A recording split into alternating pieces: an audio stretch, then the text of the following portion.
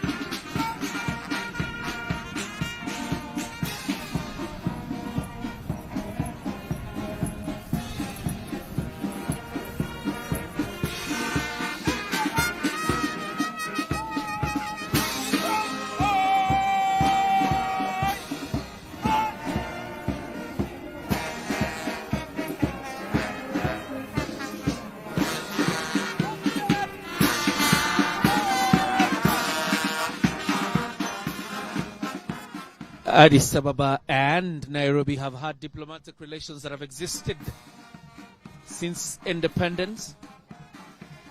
And to cement that relationship is that requirement for visa, that no Kenyan requires a visa to enter into Ethiopia, nor does an Ethiopian need a visa to access Kenya. In fact, as late as a few weeks ago, Ethiopia was exempted from the new requirements for anybody visiting Kenya, the visa-free entry, where you just fill the electronic traveler requirement. Ethiopia was exempted from it, owing to the relationship that Nairobi has had with Addis Ababa. President William Ruto introducing his ministers to Prime Minister Abiy Ahmed, up to the Deputy Chief of Staff, that is Josephat Nanok, and then the Prime Minister of Ethiopia will have the moment now to introduce his delegation.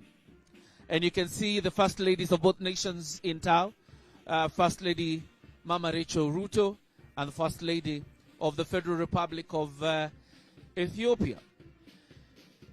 Like I have said, in instances where we have had special occasions in the country, the President William Ruto has been able to invite Ethiopia.